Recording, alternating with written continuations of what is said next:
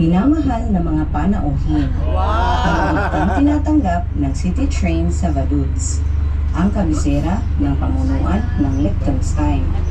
Sa ating paglalakbay, nais namin ipakita sa iyo ang magandang tanawin, ang sentrong walang traffic, pati na rin ang magandang ginawang bahagi ng bayan na tinatawag na Alt Vaduz. Sa munting tren ng Vaduz, malalaman mo rin ang ilang mga interesanteng katotohanan tungkol sa kasaysayan ng Liechtenstein.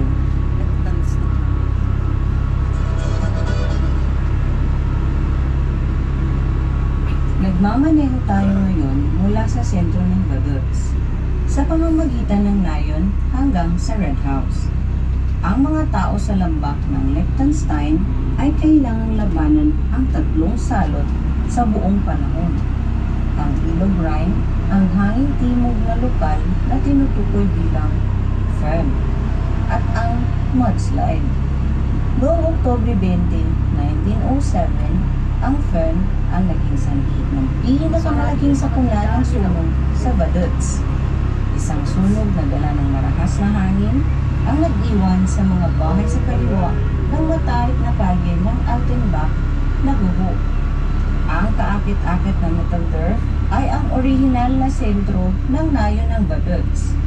Dahil ang mga baha ng dati na hindi kinukontrol na daloy ng Rhine ay umabot sa bato ng Kastilyo.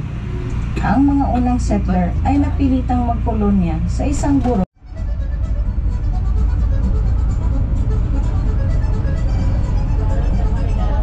Pansin kalahating kahoy na tower na ito na itinayo pa noong 1902. Gayunpaman, ang iba pang mga gusali ay mas luma. Ang Red House ay unang nabanggit sa mga dokumento noong 1338. Ito ay pag-aari ng monasteryo ng St. Johann in Fortal mula sa ika-16 hanggang ika-19 na siglo hanggang sa naipasa ito sa mga pribadong kamay sa panahon ng sekularisasyon noong 1807, kung saan ang cotton ay ginawa para sa dayuhang merkado. Noong 1883, unang nabuo ang koron, ang mga anak ng pamilya ng prinsipe ay pumasok sa paaralan ng elementary. Ano mo? Bahay, mayayaman. Ng Liechtenstein ay naninirahan sa Vaduz Castle na nakataas sa isang bato sa itaas ng pangunahing bayan ng Liechtenstein. Ang pundasyon at ang 4 na metrong makapasa at maharlikang bandila ay hudyat na ang prinsipe ay nasa artist. Makikita mo rin ang memorial na ay matatagpuan kaagad sa tabi ng isa't isa. Habang nagpapatuloy tayo sa gitna, makikita mo ang tinatawag na Liechtenstein Center sa kanan. Hello guys, we're here now at Liechtenstein, the smallest country in the world. Mag-walking tour lang kami. Tsaka dyan, Liechtenstein.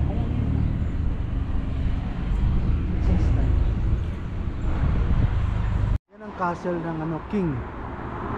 Ang form ng government dito is monarchy. Walang stop eh.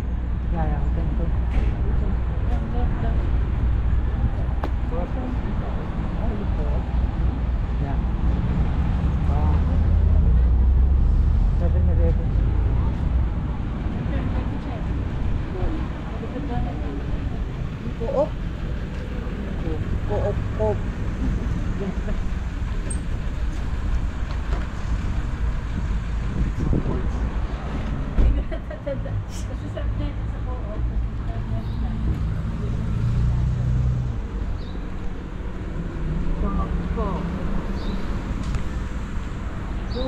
Mayroong COA dito, oh. Commission on Audit.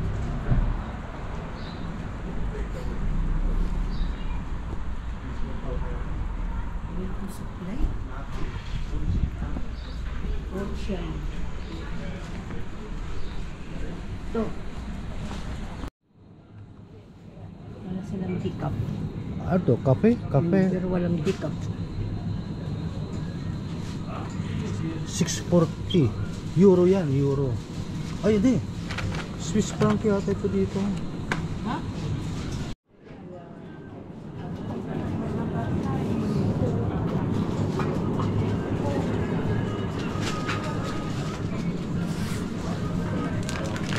Meron ito doon sa bahay. Ay, sa bumili ako.